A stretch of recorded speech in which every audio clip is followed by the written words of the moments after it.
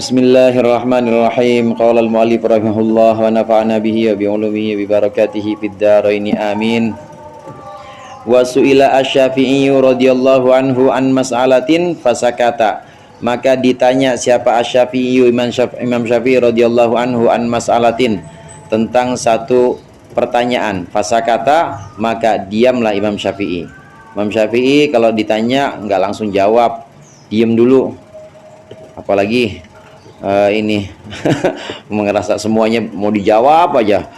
Orang kagak aja suruh nanya gitu. Semuanya pengen dikuasain. Enggak, Imam Syafi'i kalau ditanya itu pun diam dulu. Fasakata, diam.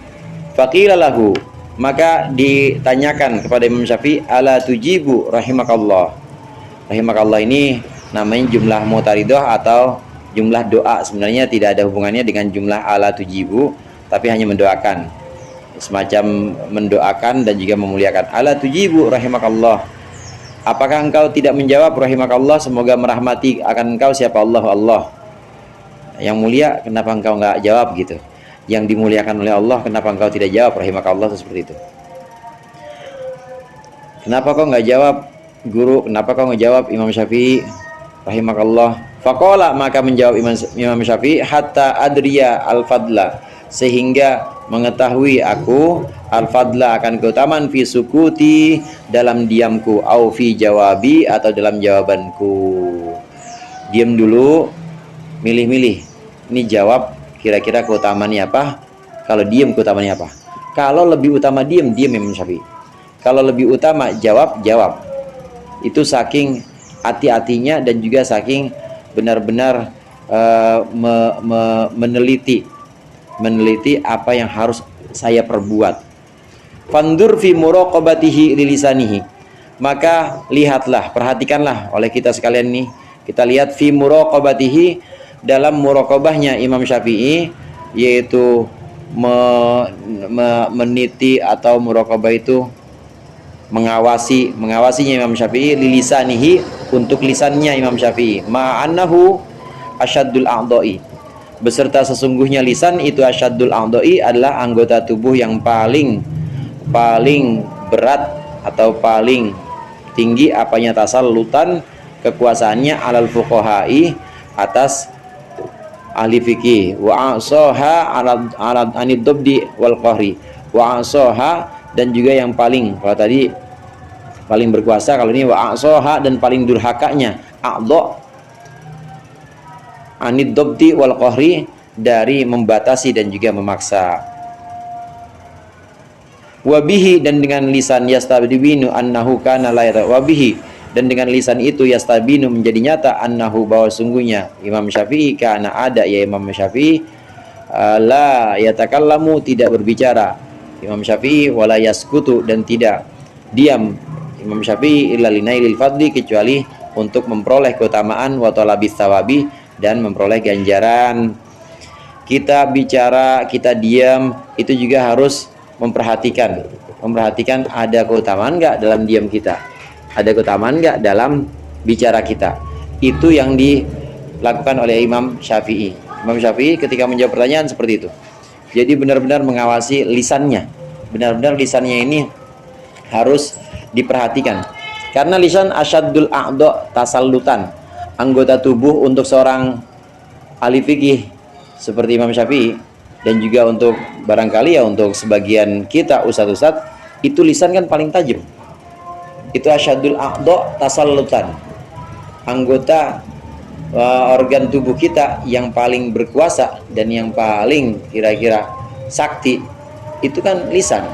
Kayak Jerome nih, no, pasangin tenda tuh, pasang, son, pasangin tuh, gue pengen maulid nih, ada apa?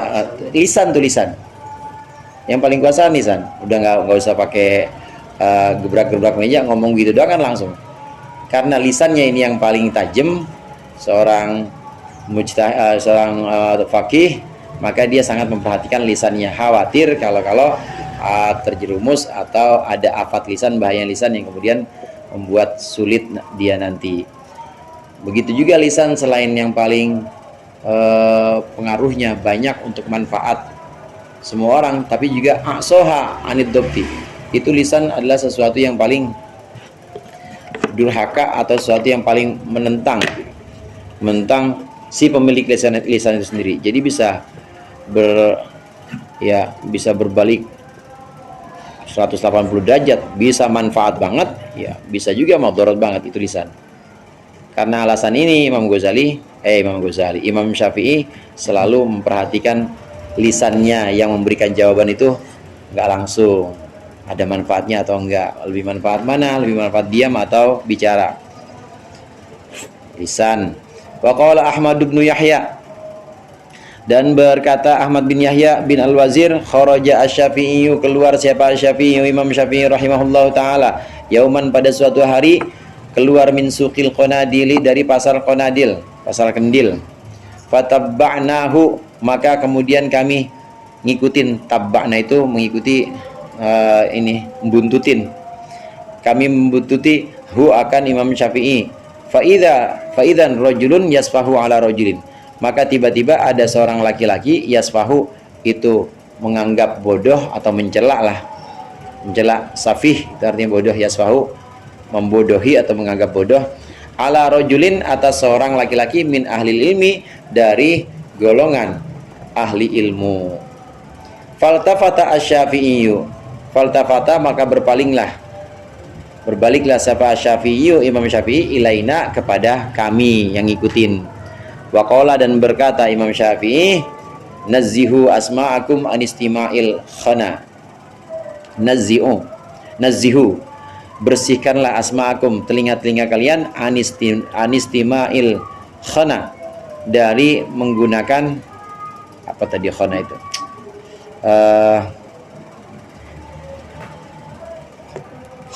Kalau hinna khana, sebentar, bersihkanlah omongan-omongan buruk. Khana itu bersihkanlah lisan kalian, anistima'il khana,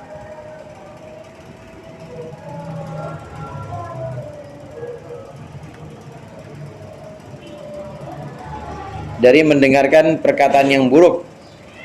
Kama tunazzihuna alsinatakum, sebagaimana kalian membersihkan alsinatakum akan lisan-lisan kalian, anin nutqi bihi, dari mengucapkan bihi terhadap khana, kata-kata kotor, kata-kata buruk.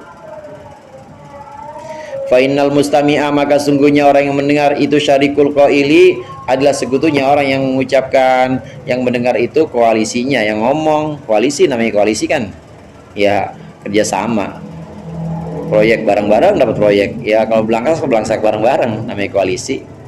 Syarik, sekutu. Wa inna safiha, dan sungguhnya orang yang bodoh, layan duru, itu benar-benar melihat siapa safi, ila akhbati syai'in, kepada seburuk-buruknya sesuatu, fi inaihi, di dalam wadahnya syai', fayahrisu ayyufarrigahu fi awiyatikum. Nasafi fayahrisu, maka menjaga siapa safi, ayyufarrigahu agar mengosongkan siapa safi hu akan syai', fi awiyatikum, atas wadah-wadah kalian semua. Walau ruddat, dan jika dikembalikan apa kalimatus safi, ucapan orang bodoh itu,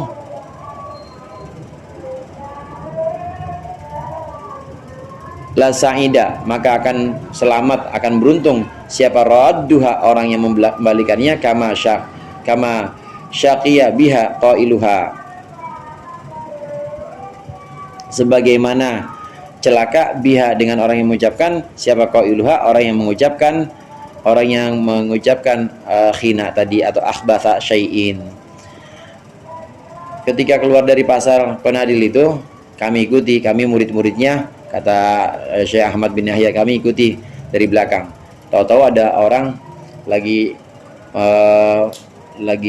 mengejek-ngejek, lagi mengolok-olok seorang yang pinter, orang ahli ilmu, diolok-olok sama seorang ini. Kemudian Imam Syafi'i madhep pada kami, dan Imam Syafi'i bilang pada kami, jangan begitu ya, jangan begitu, jaga, yuk, jangan dengerin, maksudnya jangan dengerin, jaga pendengaran, jaga telinga kalian dari mendengarkan perkataan buruk, sebagaimana kalian menjaga lisan kalian dari mengucapkannya. Jadi ngucapin juga nggak boleh, mendengarkan juga, sekedar mendengarkan itu nggak boleh. Karena orang yang mendengarkan perkataan buruk itu sekutu orang yang ngucap. Bisa dia masuk neraka sama-sama, bisa dia ya masuk surga sama-sama juga. Kalau mendengarkan yang baik. Saya dengerin Ustaz Razak baca Quran, Ustaz Razak masuk surga, ya masa saya enggak? Kan yang dengerin saya kan gitu, namanya syarik. Begitu juga yang buruk.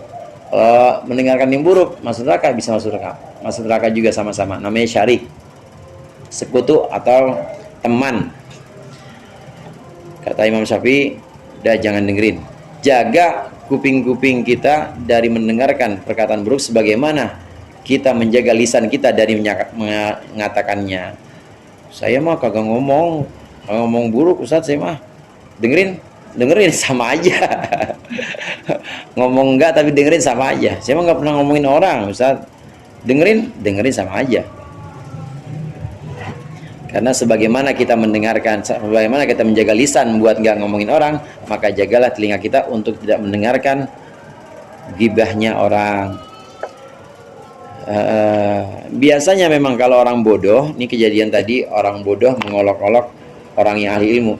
Biasanya orang bodoh itu kalau ngelihat wadah atau ngelihat gelas, ya, itu pasti yang dilihat jeleknya.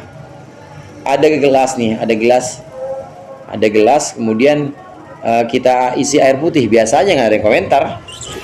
Ada gelas diisi kopi juga biasa aja, nggak ada yang komentar.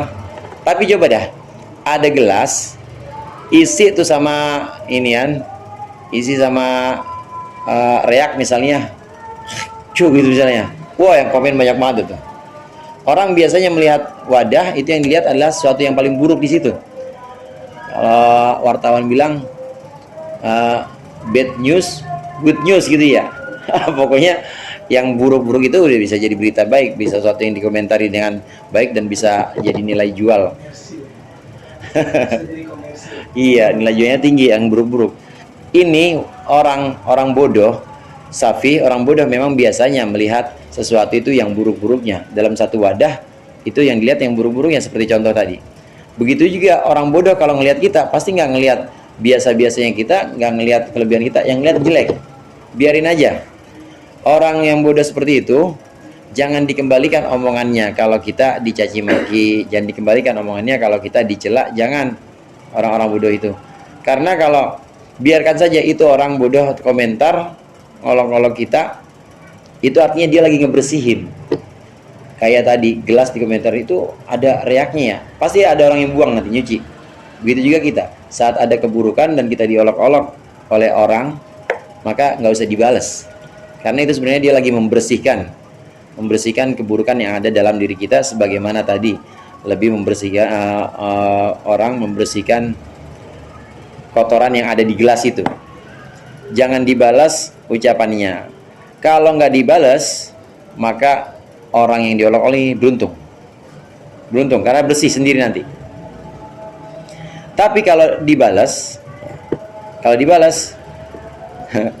makin ini, kalau dibalas maka makin kotor dan jadinya sama-sama celaka. Yang ngolok-olok celaka, yang balas olok-olokan juga celaka juga. Jadi biarkan saja. Orang yang lagi ngomongin keburukan kita sebenarnya lagi mengosongkan. Termasuk juga di hadis itu kan, orang yang diomongin atau digibah itu kan dosanya nanti dipindahin ke sono, ke orang yang ngomongin dia. Lagi ngosongin memang, lagi mengosongkan dosa-dosa. Jadi nggak usah dibalas, biarkan saja. Wa qala Syafi'i, dan ini menunjukkan bagaimana Imam Syafi'i bukan cuma ilmu zahir saja, tapi ilmu akhirat seperti tadi ghibah, kemudian menjaga lisan. Ini ilmu akhirat semua nih, yang disebut ilmu tariqil akhirah, ilmu jalan menuju akhirat. Ini Imam Syafi'i sangat menguasai. Wa qala Syafi'i, dan berkata Imam Syafi'i radhiyallahu anhu, kataba hakimun ila hakimin, menulis surat seorang hakim kepada hakim yang lain. Qad utita ilman, engkau telah diberikan ilman akan ilmu, fala tadnas, maka jangan mengotori engkau ilmaka akan ilmumu, bidul matid dunubi, dengan kegelapan dosa.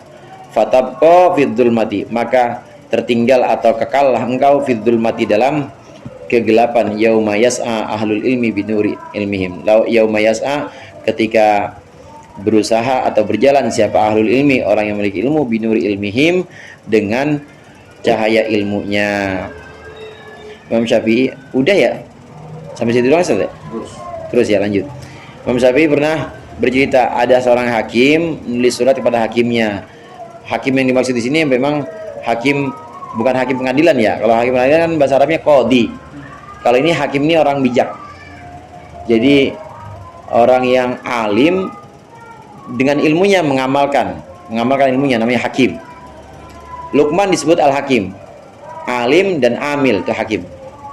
Ada seorang bijak menulis surat kepada orang bijak, engkau sudah diberi ilmu, maka jangan kotori ilmumu dengan kegelapan dosa. Kalau kau kotori ilmumu dengan kegelapan dosa, nanti di akhirat orang-orang jalan pada pakai ilmu bercahaya, engkau tidak bisa berjalan karena gelap dengan dosa-dosamu. Artinya orang yang berilmu itu juga harus jaga akhlaknya dari dosa. Tapi kadang-kadang orang berilmu begitu sih ya, udah tahu Sayyidul Istighfar, udah tahu fadilahnya sholat tahajud, dosa gue bangun aja malam, gue Sayyidul Istighfar aja hapus dah. Kadang-kadang begitu ya kan. Orang yang tahu ini, orang yang biasanya melanggar hukum kan orang yang tahu hukum. Gitu juga orang yang sering dosa itu biasanya orang yang tahu bagaimana cara ngapus dosa.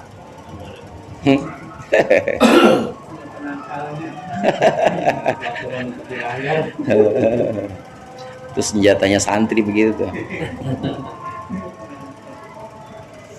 Wa amma zuhdu radhiyallahu anhu faqad qala Syafi'i rahimahullah, ni zuhudnya Imam Syafi'i, manidda'a annahu jama'a baina hubbi dunya wa hubbi khaliqiha, siapa yang mendakwa atau menganggap, mengaku-ngaku, siapa yang mengaku-ngaku mengklaim annahu jama'a baina hubbi dunya, bahwa dia sudah mengumpulkan antara cinta dunia wa hubbi khaliqiha, dan cinta khaliknya dunia, penciptanya dunia, fi qalbihi, dalam hatinya, faqad kadzaba, maka sungguh bohong, goroh. Kalau ada orang bilang saya cinta Allah dan cinta popularitas, saya cinta Allah dan saya cinta harta kontrakan, bohong. Harta kontrakan, saya cinta Allah dan saya suka orang-orang pada cium tangan sama saya. Itu dunia semua tuh. Ada orang bilang seperti itu, maka dia bohong, kata Imam Syafi'i. Orang yang cinta Allah pasti dia nggak bakal suka sama dunia. Begitu juga orang yang suka pada dunia, cinta pada dunia, pasti dia tidak akan cinta kepada Allah. Jadi bagaimana? Diem aja, udah diem, nggak usah ngomong, nggak usah lagu-laguan cinta-cinta. Wasilah saya cinta Allah, maka orang-orang pada cinta saya. Gini, Itu termasuk ada mama tawadu.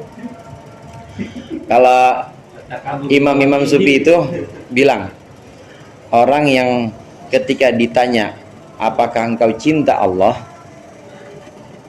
itu kemudian dia menjawab ya, maka dia bohong. Tapi kalau dia jawab enggak, kafir. Terus gimana? Diem. Ulama-ulama sufi kalau tanya, jika ada orang menanyakan kepadamu apakah engkau cinta Allah, maka jangan jawab iya, karena kalau engkau jawab iya, engkau bisa bohong. Belum tentu engkau cinta, iya. Belum tentu engkau bilang ya, tapi ternyata perilakumu tidak sesuai dengan yang Allah pengen. Tapi kalau jawab tidak, kafir, maka mendingan diem. Ini munafik. Kalau kita jawab belum? Jawab enggak? Munafik itu. Jawab belum? Belum. Oh. Belum. Ya. Diem aja. Ini aja, ente bikin kopi. Tawarin yang lain aja. Dah berat-berat amat ngomong gitu. Yang lain aja dah. Saya cinta sama kamu.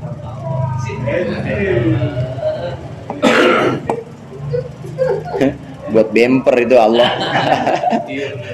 Wa qala al-Hamidiyyu kharaja Syafi'i rahimahullah ilal Yaman ma'a ba'dil wulat. Telah keluar siapa Imam Syafi'i rahimahullah ilal Yaman, ke negeri Yaman, ma'a ba'dil wulati, bersama sebagian penguasa. Fansorofa, maka menuju Imam Syafi'i ila Makkah, ke Mekah, bi asyarati da'ala fi dirhamin, dengan bekal 10.000 dirham. Dirham itu uang perak. Fadoroba lahu khobaun, fadoroba faduriba juga bisa, maka dibuatkan lahu untuk Imam Syafi'i apa? Khobaun, kemah, tenda. Fi maudiin, dalam sebuah tempat, di sebuah tempat khorijan min Makkah, yang ada di luar Mekah. Fakanan nasu yatunahu, maka ada siapa nasu, orang-orang yatunahu, mendatangi siapa nas, huwa kan Imam Syafi'i. Fama bariha mim maudihi, fama bariha, maka tidak berubah terus menerus, maksudnya mabariha sama seperti mazala. Fama bariha, maka tidak berubah Imam Syafi'i mim maudihi, dari tempatnya, dalika itu, hatta farraqaha kulluha, sehingga hatta faraqaha kulluha, sehingga memisahkan akan apa nih, min maudihi dalika hatta firaqiha juga bisa sih, hingga firqah wulat kulliha, seluruhnya. Jadi bagian-bagian wulat kulliha, seluruhnya. Wa kharaja minal hammam, dan keluar Imam Syafi'i dari toilet, dari hammam, kamar mandi, marrotan, pada satu kali. Fa'ato al-hammamiyah, fa'ato, maka memberikan Imam Syafi'i al-hammamiyah, akan penjaga toiletnya, malan kathiran, harta yang banyak, uang, dikasih uang menjaga toiletnya. Wasakoto sautuhu, dan jatuhlah apa sautuhu, saut ini ya, pecut, arti aslinya saut itu mungkin ini yang pegangan ya, tali mungkin ya, jatuh sautuhu, pecutnya Imam Syafi'i min yadi, dari tangannya, marotan, pada satu waktu. Farafa'ahu insanun, maka mengambilkan hu akan saut siapa, insanun, seseorang, ilahi, untuk Imam Syafi'i. Fa'atahu, maka memberikan Imam Syafi'i hu akan insan, jazaan, balasan, upah, alaihi, atas raf'ihi, atas ngambilin saut yang jatuh itu tadi. Berapa ngambilin itu? Ya mungkin ininya jatuh kali ya, handphonenya jatuh gitu ya kalau sekarang, atau pulpennya jatuh. Di berapa balasan ngambilin pulpen? Khamsina dinaron, 50 dinar. Satu dinar itu uang emas. Satu dinar itu ada yang mengatakan ya kira-kira satu dinar 800.000 dah. Ngambilin doang 800.000. Ngambilin. 50 dinar. Itu bagaimana zuhudnya Imam Syafi'i. Artinya zuhud itu artinya tidak mengandalkan kepada selain Allah, nggak mengandalkan milik dia, duit, nggak mengandalkan orang lain, begitu juga nggak mengandalkan perbendaharaan apapun, hanya Allah. Nah kalau udah Allah yang diandalkan jadi perbendaharaan kekayaan, perbendaharaan hidupnya, udah nggak ada rasa khawatir. Kanzun min kunuzi al-jannah, la haula wala quwata illa billah. Wallahu alam bissawab. Al-Fatihah.